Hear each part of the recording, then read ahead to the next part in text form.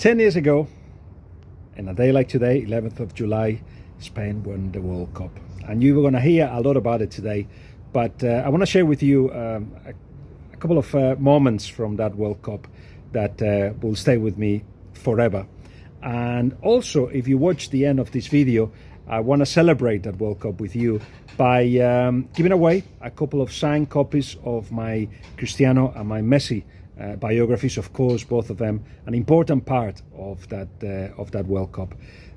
Memories. Well, the first one is that I don't know why when Casillas saves with the top of his toe that opportunity from Robin, I stood up and started kicking the chair I was sitting on.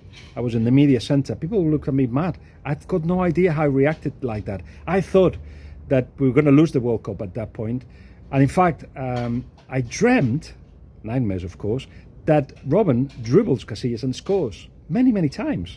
But he didn't. We won.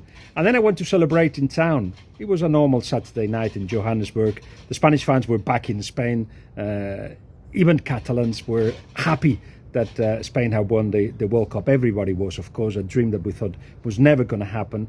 So I ended up going back home where I was staying with Gab Marcotti, the genius Gab Marcotti and some friends. And what did we do? We got some scotch out and watched a Nigerian soap opera. I promise you, that's how it went.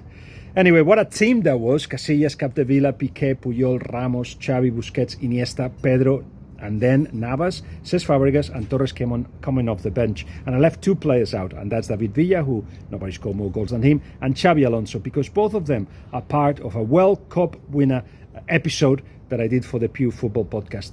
Check it out, because if you wanted to know about their careers, it's all there, but also about why they are champions. They tell you everything without telling you, if you know what I mean. I think every player that was in that World Cup in 2010 are in the best moment of our careers. You know, that is the reality as well. So all that condition arrive in the perfect moment, you know. I never thought that this was going to happen and that we're going to be so lucky to have this trophy in our hands, that it was so far away that we thought that it was just for Pelé, for Maradona, for those superstars. We feeling that it's difficult to beat us. You know, if we do everything properly, we are better than the other teams. That confidence is important to go into the field, you know.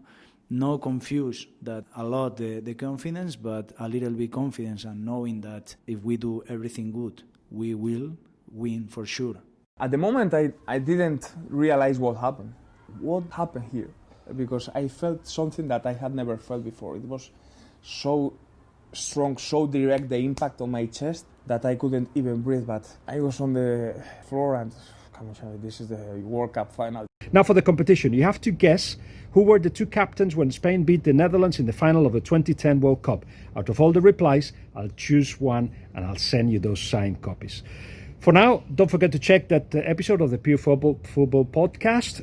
Follow at Pure Football Pod on Twitter.